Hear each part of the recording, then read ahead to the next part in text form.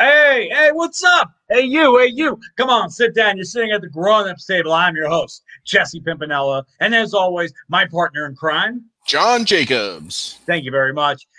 This is a very exciting episode of At the Grown-ups Table. This is one I've been excited to talk about. Like, when this show premiered, I was like, when does this show begin? And the best part is we're dividing this into 2 episodes, folks. So I'm going to tell you that right now. So this episode is what has happened on WandaVision so far. And this show has been full of surprises. It has been full of great classic moments, memories of great classic sitcoms. It's been fantastic. Before we go any further, I want to make sure that if you don't have time to watch this whole episode, be sure to check us out on YouTube. That tomorrow, this episode will be on there, full and ready for you to watch. And also, make sure you like and subscribe. All right, we love that stuff. And speaking of liking stuff, share this link. Get everybody involved. We're talking WandaVision today. So, as a whole, right now, just to kind of recap those, guys, spoiler alert, we're going to be talking the recent episodes. Yeah, it's been an insane ride. We've seen Wanda kind of lose her mind, steal her boyfriend at the time. I like how you said boyfriend, like move to boyfriend's body. Like, yes. I mean, they were lovers. Come on. They were lovers. Hold on, I'm getting a correction from the cheap seats. Oh. My wife has actually read the source material called House of M. Wife, what do you want?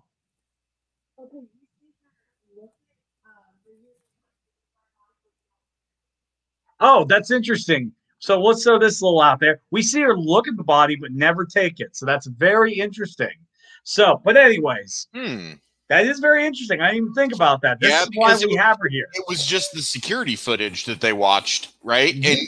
And that was what, 2-3 episodes ago? I'm trying to remember the scene, but yeah, she's got a good point. Interesting. Well, I never actually thought about that. That, or she could have been driving that pickup truck going, making my way downtown, walking back, homebound. And then you just have, like, him, like, right, like dead with the huge hole in his head. Like, a hole in his head.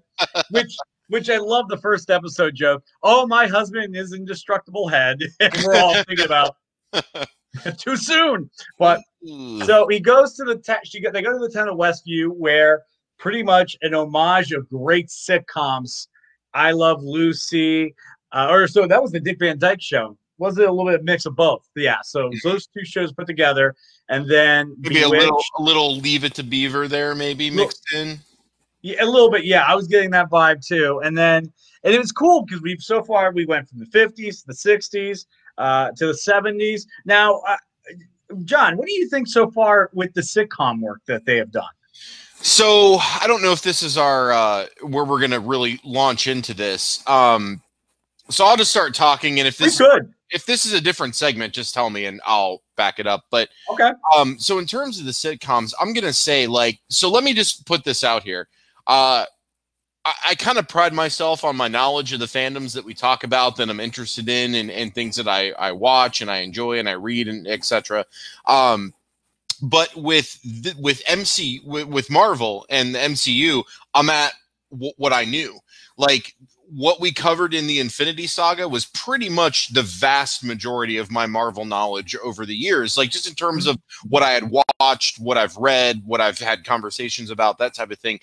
Once we kind of get up to this point is really where I'm now no longer kind of like when they do things like this that really appeal to the fans, I'm not in that group anymore. I'm now in the general audience group. So I look at this with a little bit of a different lens, and coming from somebody who didn't really know much about the source material, when the trailer came out, I thought it looked really stupid. And I posted about it, and everyone jumped my shit. Every single one of my friends was like, "You are crazy. You are dumb. Like, this looks awesome." And I'm like, "No, this looks terrible." But as always, I always said that if I'm wrong, I'll admit to it. So I'm going to do it live here. I was wrong. Okay. Yeah. I was totally wrong, and I have no problem admitting that. But where I still had a point of contention was, I feel like really the first 2, if not into the 3rd episode, I'm not saying everything has to be spoon-fed. I am an advocate for exposition, and I'm an advocate for showing versus telling, and I'm an advocate for critical thinking. So I'm not saying I need spoon-fed, but from the general audience perspective, I had no fucking idea what was going on for the first 2 to really 3 episodes.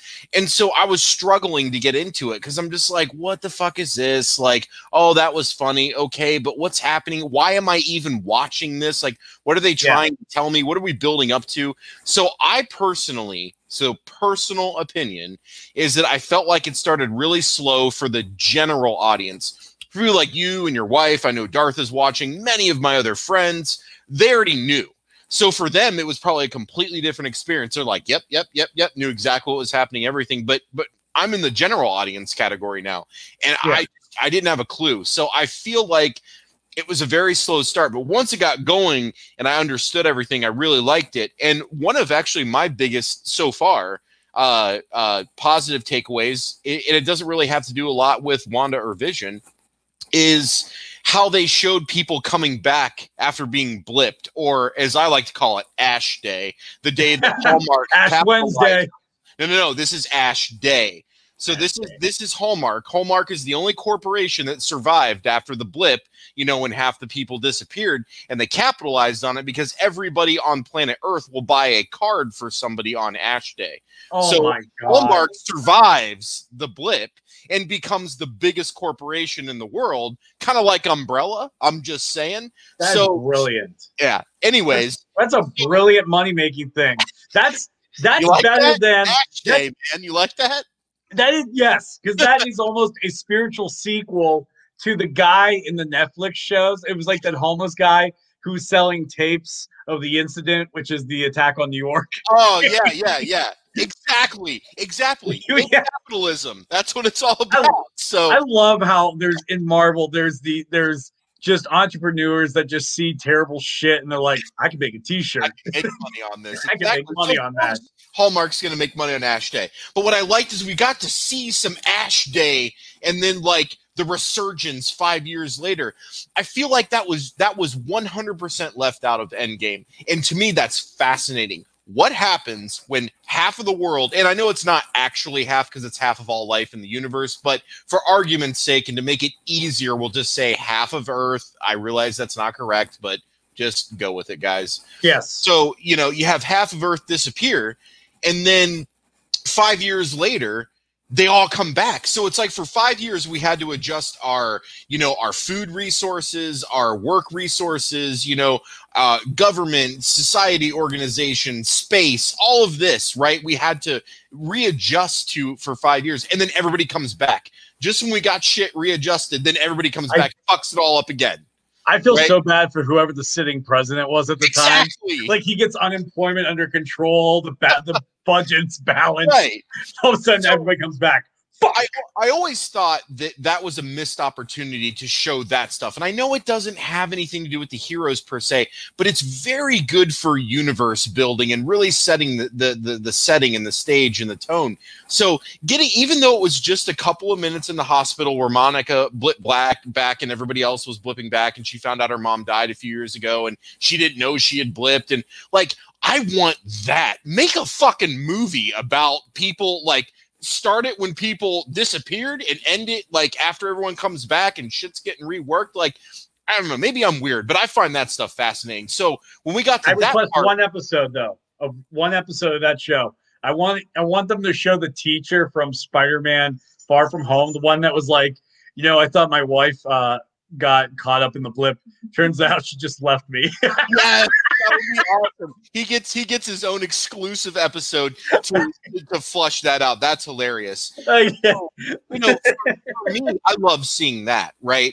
And again, I'm now a part of the general audience, so that was really cool. But once it started to pick up, and we started to really understand what was going on, then it became fascinating to me, and then I'm like all in. But I almost bailed because those first couple of episodes, I just feel like there wasn't enough for the general audience to hook you right away versus the fandom that they were really trying to appeal to. And I'm not saying that's a bad thing. I'm just saying that was my experience. So that's all I'm saying. And here's my experience, because at the time I was not familiar with the House of M, which Darth, I'll throw that up real quick. He knows the source material. But the reason I let it go, though, was because here's my thought on Marvel. They have created what, almost 12 years now, 12 years of gold.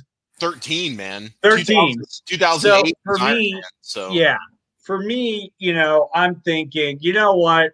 I will let it go. I will give them their space to do a slow burn. Because, like, you know what I mean? It's like anytime they've done a slow burn, it always killed. So I was like, all right, you want to do the 3 episodes where it's kind of like an art house sitcom for these. Right. I'm like, do it. And it made me laugh because I did love those, Jared. Yeah, there were definitely moments I laughed in each one. Yeah, but I knew they were building up to something because...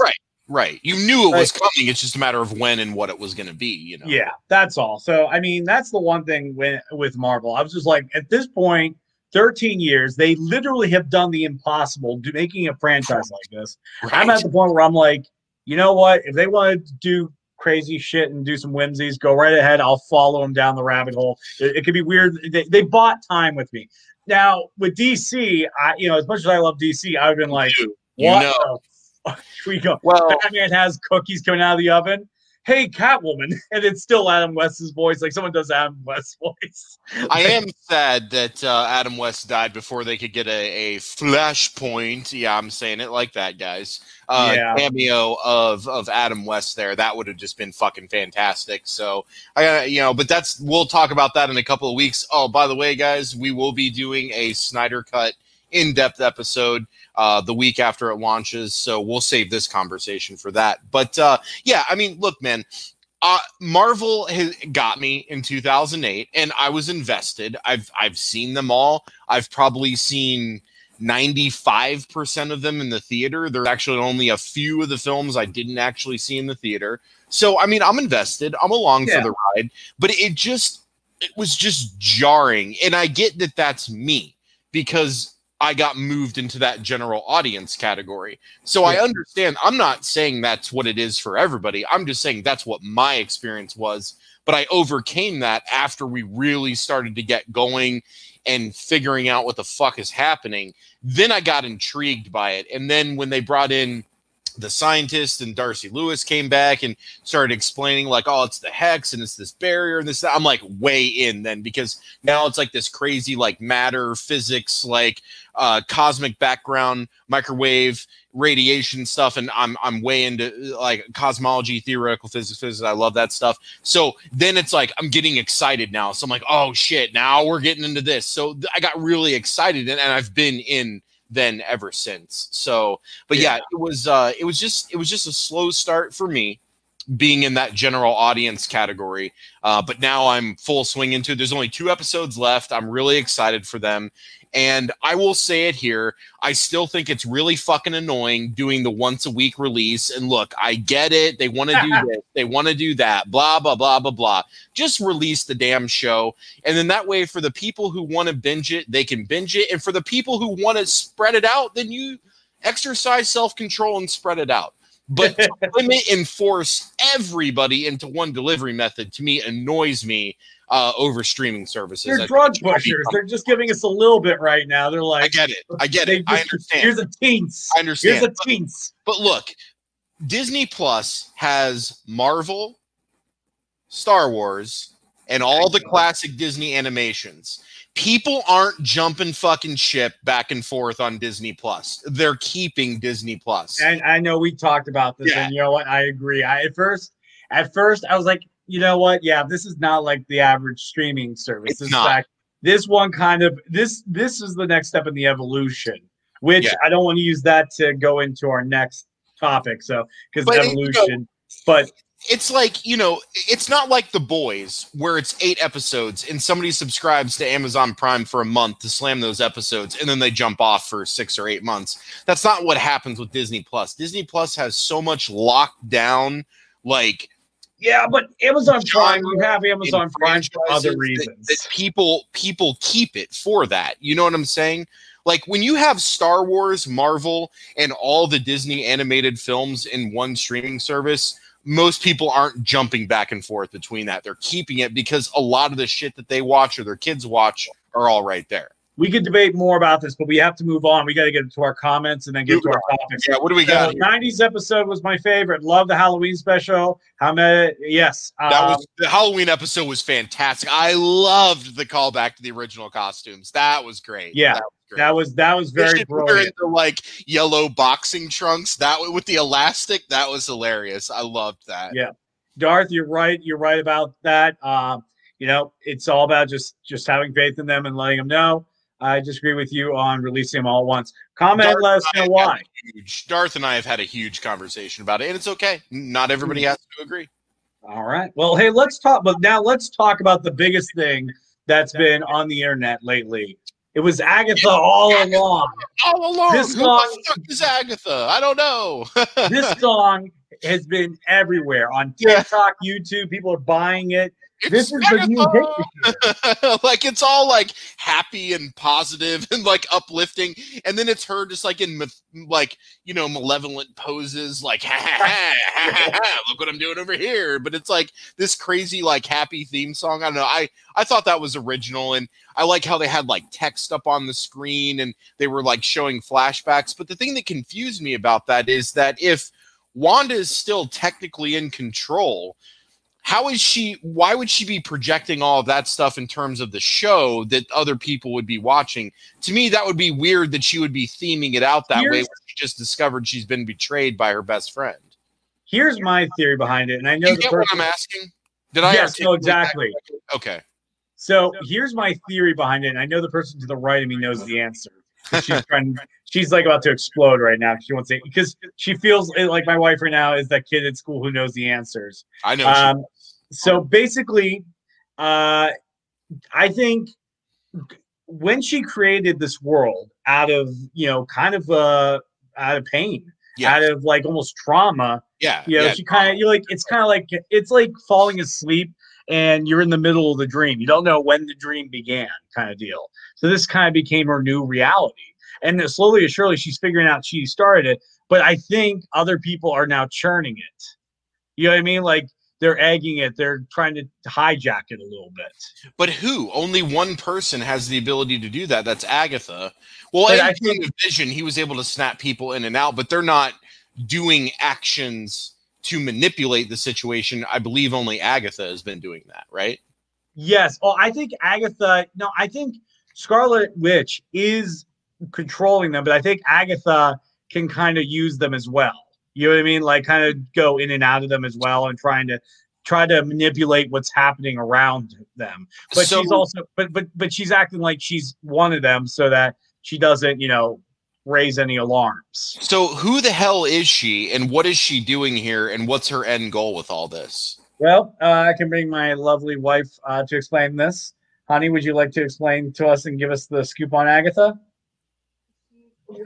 She is a witch. I'm gonna do sign language. She is a witch from the Salem time period. First appearance was in Fantastic Four. I should have did it like that. That was incorrect. I like you doing that. Okay. And then she moved over to the West Coast Avengers, which is where she comes into contact with Wanda. She says that she'll spoil if she says any more. So basically, she is a sorceress. She has powers. She has been she sees that Wanda is out of control with her own fantasy, and she's just kind of manipulating and pushing things kind of into her favor. Kind of much like how the Joker, he didn't make Gotham crazy. He just put the little pieces in motion. Yeah. So my question is then at least from my knowledge on all these other previous movies, we haven't seen or heard her. So just dropping somebody in like that with no explanation at all I was just kind of like, who the fuck is this? Like, I don't remember her showing up in any other movies or anything in the MCU. So to me, it just felt like it was a brand new character out of thin air. And I'm like, well, who the fuck is this?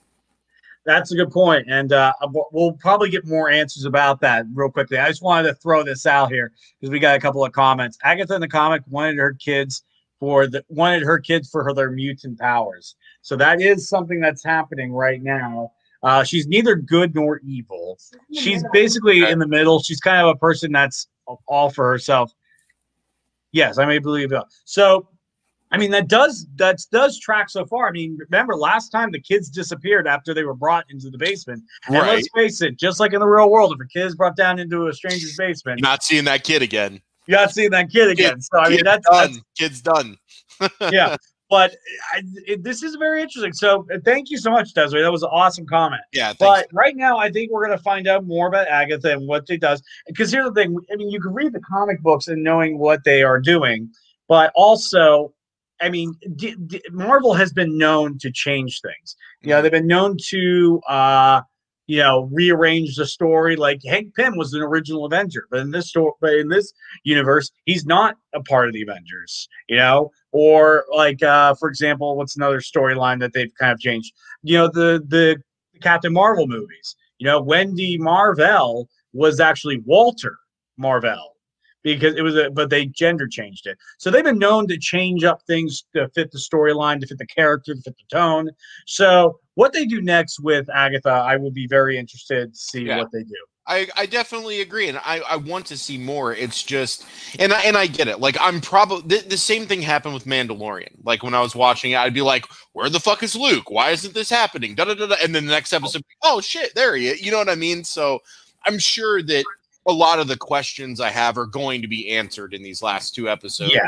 At least I'm assuming they will be. But essentially, they could not use her before because the one thing that Marvel had a problem with early on while they were trying to set up for Infinity War is they needed to kill off all the characters that were more powerful than Thanos. Ego, Helena, all these characters were is that Helena's the Thor's sister, right? Hela. They were all in the comic books way power. They could literally pull out whatever they want and bitch slap Thanos any moment. What would have been dope? What? A square off, a showdown between Hela and Thanos, and it would be Hela at her maximum power. How dope would that have been? You know what? She was throwing Thor around, so and then you saw how Thor came in and fucking bitch slapped Thanos. So it would have been I think he would have been obliterated. He would have been obliterated.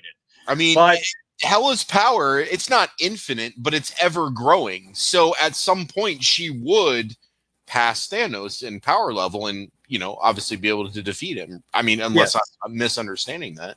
No, you got it. You got it.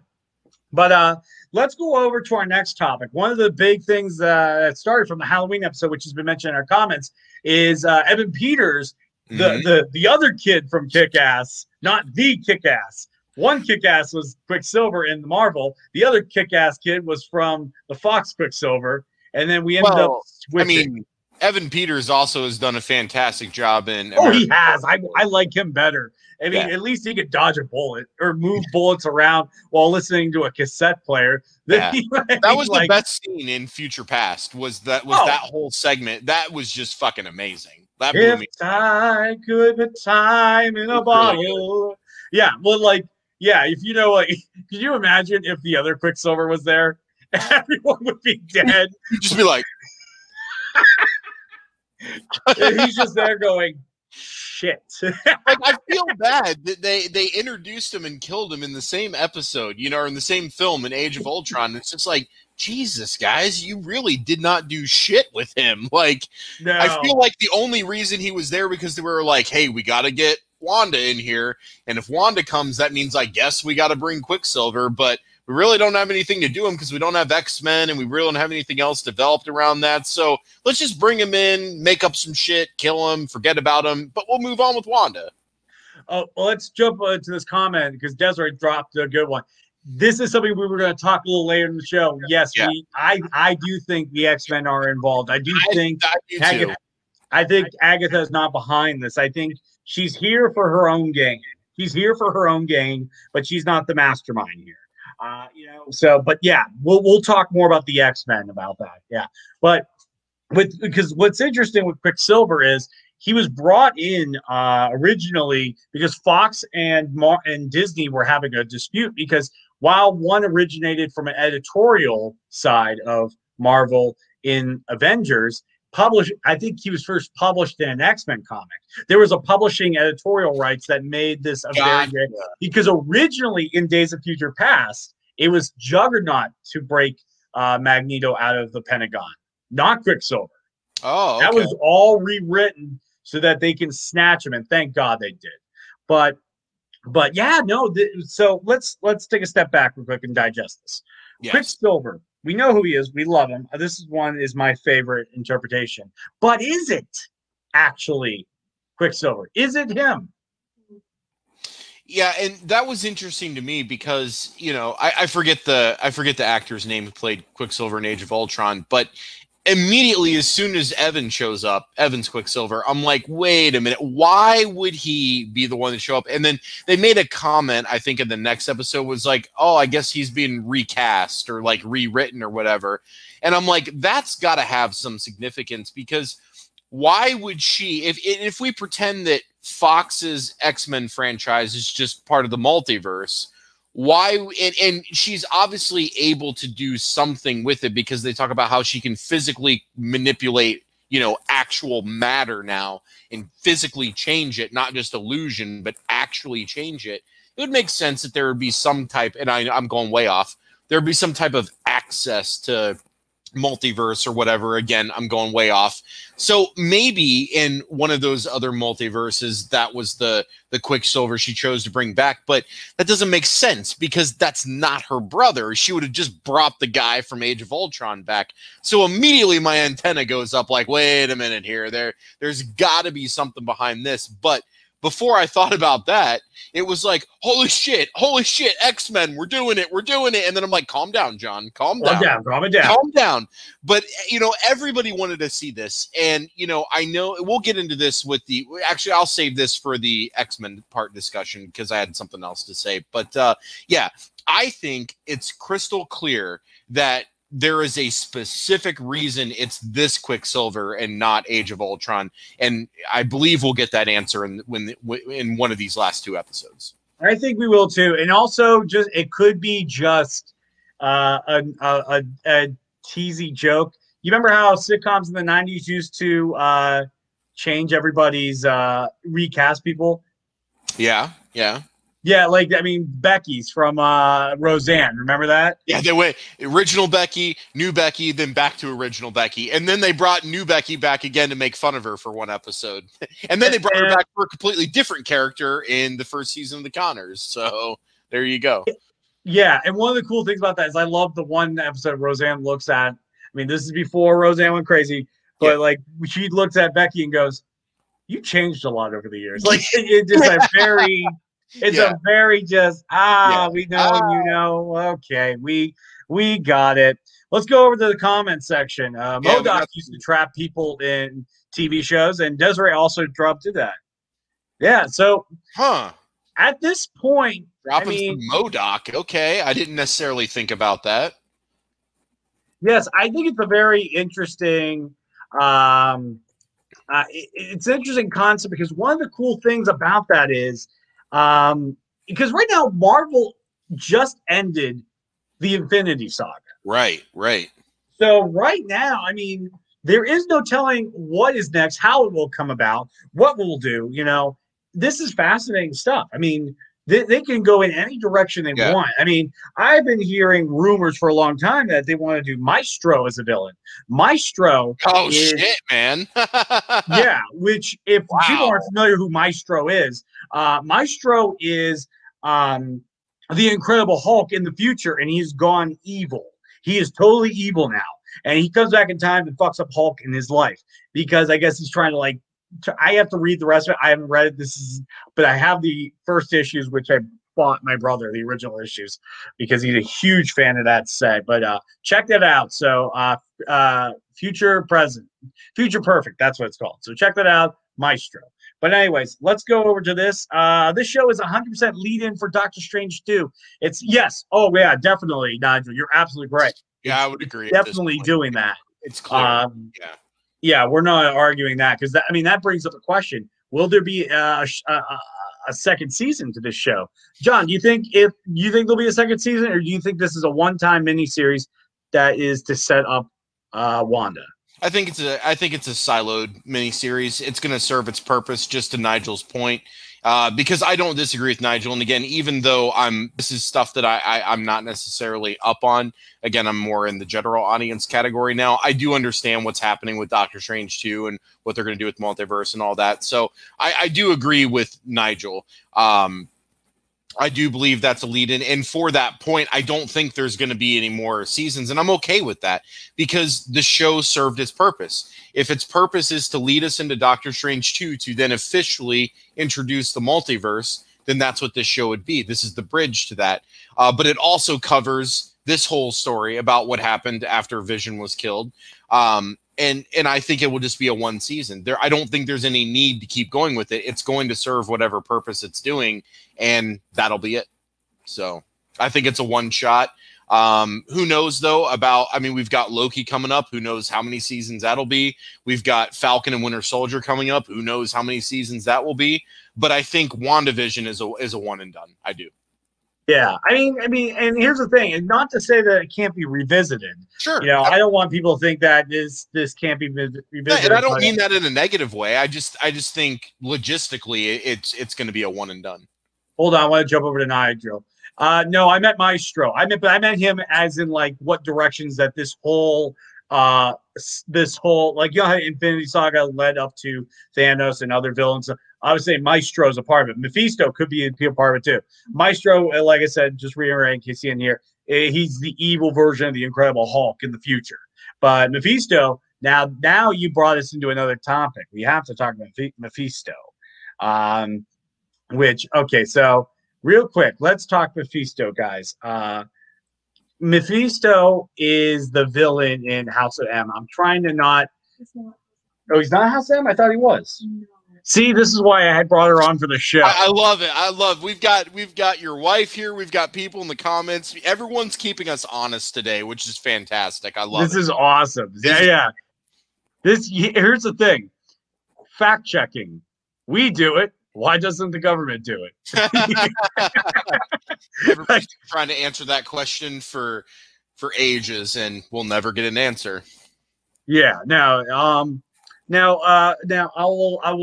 will sign in child's language to who Mephisto is. Honey, who is Mephisto? He's in West Coast Avengers over there.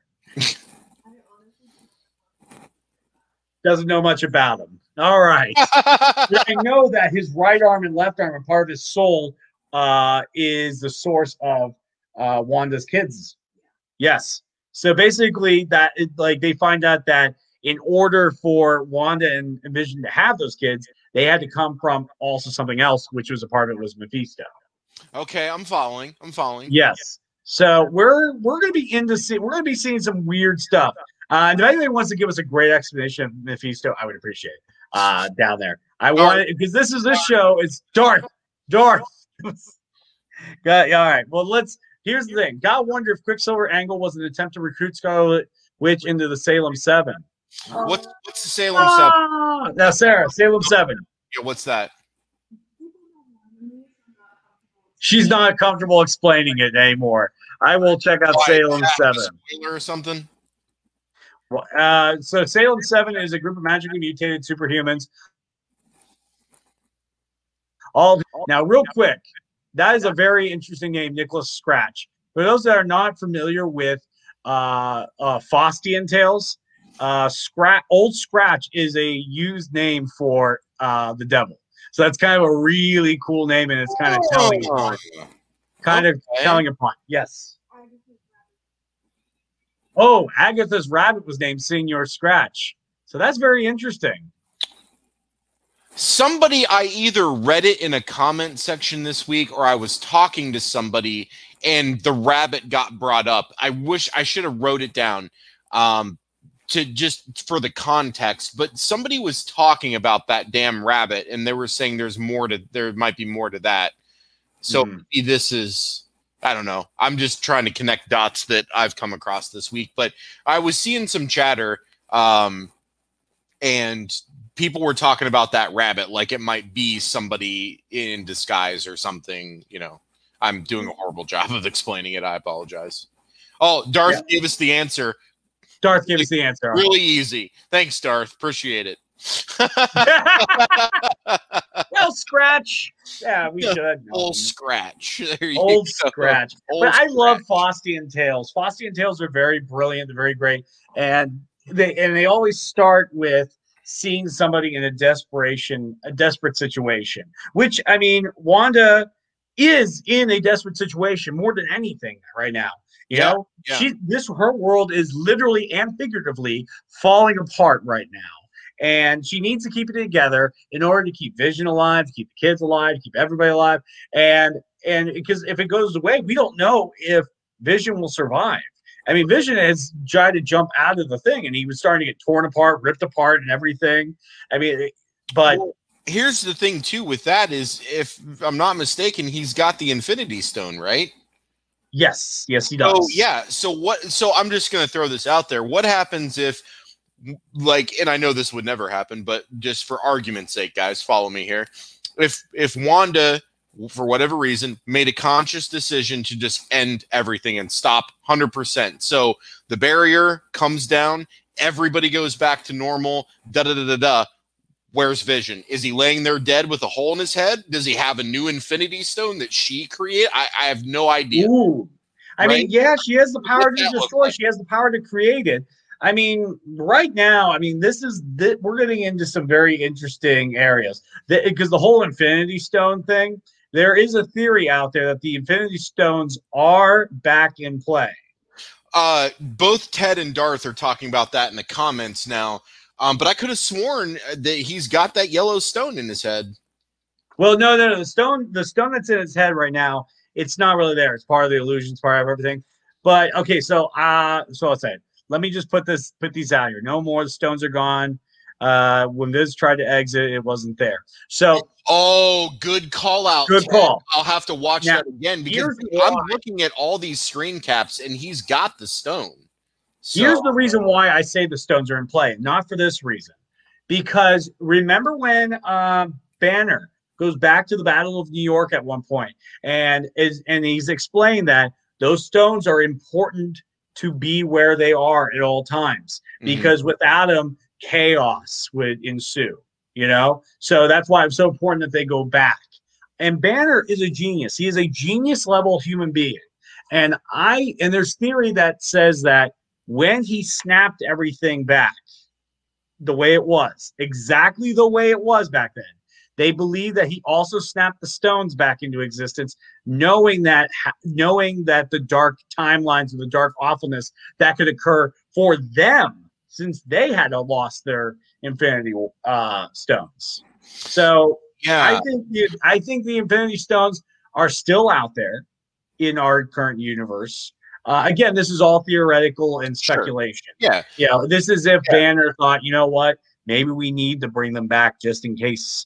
You know, because if I don't want a dark universe to happen without them. So that's why the only reason I think that they're back in play. Will they use it to keep Vision alive? Now that's a different story. Oh, that's interesting. Yeah, because I mean, I'm looking here and I'm going through tons of screen caps, even from the '80s episode with the baby pictures. He has the Infinity Stone, and I mean, in all these, it's glowing. It's featured, so I guess it could be an illusion, but at the same time, they did go out of their way to show it. So that's why I was like, well, is it back? Did she make it? Is it all fake? I don't know. I mean, it hasn't been answered, but we know that if they went out of their way to show it, it's got to mean something, right? Yeah, we know that it's gone. We know that it's gone in the sense that it's not there in the episode or in the show with us. But I do know that because, like, remember, she has a moment where she's like, oh, you know what I mean? Like, oh, that doesn't exist. Like, she sees the dead body for a second in a flash, and it's not there. Yeah. So, but like I said, it's going to be very interesting to see where they go with this. Nigel threw down a comment section. I like this. Not convinced that Wanda created Westview. It seems like she was put in charge, but by whom? Like I said, I think she created out of her own guilt and trauma, like not kind of like how Barry doesn't realize he created Flashpoint. Okay, that's actually a really good analogy. That makes sense. I think it's exactly like that. He doesn't realize he created Flashpoint until the very end, and he realizes how he has to fix it. But and then he brings up this thing. The whole end scene of Endgame with Captain going back in time was for him to put the stones back. We know they still exist. No. Right. He did put them back, and that was so to not start the dark timeline in those other universes that they took them from. But because basically, as she described it, I will describe this as poorly as possible, as she said. So there's I forget her name, but you're not the woman from I wish I could do this, showing all the different tangent universes and whatnot. Yeah. So in that moment, it may not be our future, but it will be someone's future in a branch reality, if I'm using the correct term, and that will become dark. So I think Banner was smart enough to go, okay, if that can happen to them, it can happen to us. I'm going to snap them back into existence. They don't have them in their possession. I did make that clear before. That's my fault. They don't have possession of them at all. I think they're scattered elsewhere, probably in a safe place. Even Banner might know. Banner's a very secretive human being, and they don't really express that in the comic books. They make him very or in the movie. They make him very likable, but in the comics, he's slippery. Like I remember in one of the Ultimate Comics with Banner, he was promised that he was making a super soldier serum for Shield or to fight the Chitauri. And it turns out he was never running any of those processes. He was actually trying to figure out how he can control the Incredible Hulk and use his weapon. So if the Avengers didn't save the day, he pretty much doomed humanity with his selfishness. Shit. So that's the thing. I'm not so I would have that's why I wouldn't be surprised if he did something. Again, like I said, this Hulk is a very bastardized version, in my opinion. But we'll see what happens. We'll see what they do. Nigel, I'm just going to throw it out there real quick because you said it. I liked Banner Hulk merge. I'm sorry. I know a lot of people. No. I liked it. I liked it. I'm just saying. That's all. I liked it too. I liked it too, but I think they cut it off at the knee. They didn't give it a chance to breathe. Yeah, if they would have had a moment in Infinity War where him and the big guy are sitting in just a dark out room in their head, just talking to her like, look, we need it. I know you're not afraid of Thanos. You just don't want, because the truth is he's not afraid of Thanos. He just doesn't want to fight for a world that doesn't give a damn about him. He just doesn't. That's in the comics. Well, and I think he's also broken when Thanos kicked the shit out of him on the Asgardian. Kicked out of it. He got the shit kicked out of him by the Hulkbuster. Got the shit kicked out of him by that giant monster that killed Hela. Losing for the Hulk isn't a thing. He doesn't care. He's a vengeful human being. So if he loses, you better damn well sure he'll come back and raise hell on you. I mean, Thor technically beat him in Ragnarok. So losing's not the issue with the Hulk. The Hulk he's like, you know what? Why am I fighting this dude? To save a world that don't give a shit about with me. But that's why I just didn't like that they made him afraid, because he's not afraid. The Hulk is suicidal in a weird way. They did that. They were probably trying to appeal to more of the broader audience. Yes. To get people to like Hulk a little bit more. If they made him more psychotic, there wouldn't be 5-year-old kids running around with Hulk hands. Well, I'm sure there would be, but it might be a little bit different, so. Yeah, no. That I definitely agree with that. Yeah, it would have been completely different. Because Hulk has been a tricky property for many reasons, but I don't want to get into that right now. Let's stay in the pocket right now. So Nigel and Darth had a little exchange in the comments just to clarify that the Infinity Stones are destroyed. They were put back so that then Thanos could destroy them, so that they are gone. So but in that branch reality, that's the one that we're in right now. Remember how Banner said this? Like we're in that one. We're in the main one that they're doing. But Banner said that you can. This is what Banner said. He's saying you cannot go back to your version of the past, change something, and change your version of the future. You can't. But that's exactly what Captain America did. He only put the stones back because, remember, the Ancient One requested, do this so you don't doom another reality. Right. That does and doesn't make sense, though. Oh my God, their timelines did not make sense in that movie. I'm just telling you what the rules they. I'm just telling you the rules that they applied. I understand. Yeah.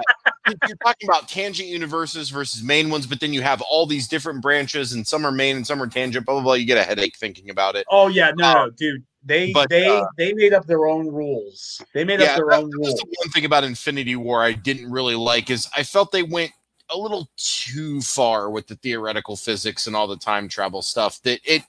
I mean, it's just like Tony's sitting here all depressed and he's hanging out with his kid and we're crying because they have the best relationship ever. And we're like, yeah, Tony, you did it.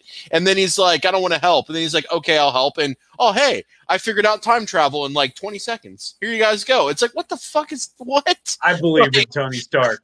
I believe Tony Stark can do this. Yes. Like, what's happening? I believe he can do that. Well, all right, let's not get into time traveling. Darth's head's hurting and I don't want to do that. That's a no-no.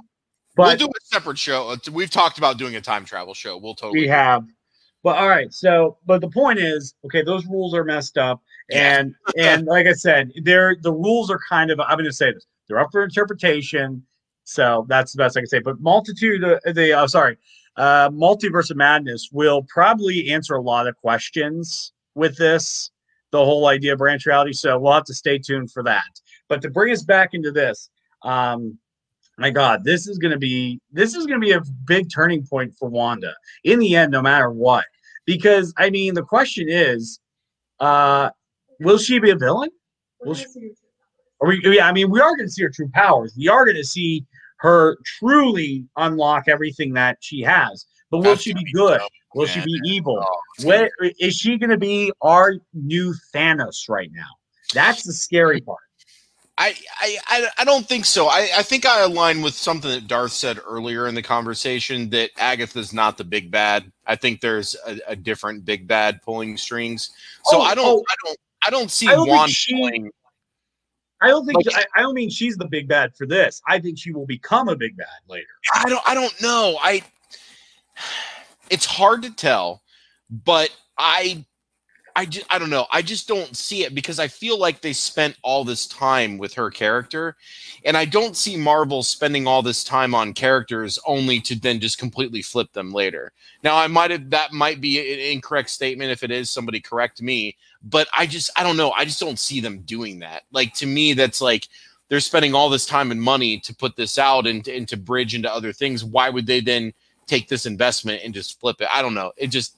That doesn't sit well with me. Mm-hmm. No, I agree. Yeah, it's a tricky thing to break the fans' heart because, like I said, they've spent a lot of time with that. But we'll find out sooner or later. But right now, we're wrapping up on time. The one thing I really want to put forth is because this is sort of a backdoor pilot to another hero that's coming about. Has Monica officially become Spectrum, Photon, or will she just go on to become the next Captain Marvel? There's a lot of questions here. What was your thoughts when you saw her with the superhero landing? Yeah, so I mean, again, this is a little bit outside of where I'm at. So now I'm, general audience. But I thought it was cool. But I didn't understand how when Monica went the first time, Monica was pulled through the hex. But then the second time, she forced her way through the hex. And I don't understand how one way nothing happened, but another way now she has superpowers. That didn't make any sense to me. No, it did affect her coming out. They mentioned that's why Darcy was like, you can't go back in because this is already rewriting your DNA. Okay, I do remember that now. Yeah, it's that way. I do remember that. Okay. Yeah, what happened was her going forward and backwards, and all this back and forth with her it's been affecting her DNA. This is the one theory that another person brought up. I heard that this might be the origin to the X-Men Wolverine, the X-Men mutants, like where mutants. I hope they do not do that because I think that completely devalues X-Men. X-Men didn't acquire mutation through something like this. It was an evolution. I agree. I don't think that they would ever do that, because to me that bastardizes all of X-Men if they do that. So I really hope they don't do that. I think that would piss off a ton of people. I think it will too. It was just a theory I read. I wanted to throw it out there. I mean, because I mean, they're already going to have a huge problem bringing X-Men into this universe. It's like, because where the fuck they've been, like, where the fuck they've been, but also the mutant bigotry won't exist. No one has been yelling, it's Adam and Eve, not Adam and Spider-Man. Like, no one's been doing that. Nobody's been randomly saying bigoted things about mutants and stuff like that. Now, the government's marriage is supposed to be. The government was anti all the heroes that didn't sign the Sokovia Accords, so they've kind of been prejudiced against those particular heroes that broke off and didn't sign it. But that's not mainstream. That's not the general public out with torches and pitchforks wanting to kill people like in X-Men. And I agree that at this point, I'm still okay with Marvel doing X-Men, but don't put it in the MCU. Guys, don't eviscerate me for that. But I'm serious. I don't think there's a really good spot now to integrate them into MCU. But I'm okay with Marvel still doing X-Men, just separate from MCU. And I think that would solve the problem. Same thing for Fantastic Four. I think that's what they should do with Fantastic Four also. I think you're overlooking something, though. Multiverse of Madness would open the door. I mean, think about it. Wanda has the power to rewrite shit. I mean, I think she could have the ability to rewrite reality as we know it. Create the X-Men, not create the X-Men, but create a universe where our X-Men are with us now. I think there will be universes colliding, so to speak. So I think there's still more to this all. But House of M, essentially, which everybody go check out and read. From what my wife tells me, it's 6 episodes. 6? It's 6 or 8. Guys, we need to read. We're in a national crisis with education. All right, we are. I want to make sure everybody knows that we are. I will read it after WandaVision is over, and I know Darth has them. So Darth, if you want to drive them over to my house and drop them in my mailbox, that'd be awesome, man. Yeah, no, I agree with that. It's Wednesday, but remember, 5 years in the future, which falls on Friday. What falls on Friday? Let us know, Darth. Darth's speaking to us in riddles here. But remember, they are 5 years in the future, which it falls on Friday. So this year it's a Wednesday. He's talking about the calendar. He's talking about the calendar. Oh, okay. See, I thought it was for a different reason, because August 23rd, that was their anniversary thing. Remember that whole episode where they thought it was the anniversary was the dinner? In issue 23/8, where you would have the date in front of the month in that case, like Europeans do. In that issue, they what's his name? Vision is deconstructed and put back together. So people have been saying the numbers actually mean issues as well. So okay. No, there's another one where he's it's something, and he's you're on the show a lot, aren't you? Ow. Okay, fine. No, there's another issue. There's another comic book with that. All right. So, anyways, John, you may be the only person who wants cinematic universes separate. Look, man, I'm not saying see that mutant bigotry right there? Like, you guys see it? I'm not saying I want it that way for a negative reason. What my position is, let me state this more clearly. My position is that we are so far into the MCU that introducing either specifically X-Men and most likely Fantastic Four, I feel like we have missed that opportunity to maybe do it, for lack of a better term, the right way. I put that in quotation marks. I don't mean it specifically that way, but I just can't think of anything more clever to say. I just see too many problems now to integrate X-Men into MCU, whereas if they were able to do it in the past, but I still want Marvel to do it. I don't see a problem keeping it separate. We don't have to integrate everything. We can have some things separate and do their own thing. I get it. Look, I'm not saying it wouldn't be fucking amazing. It would. And I'd love to see it.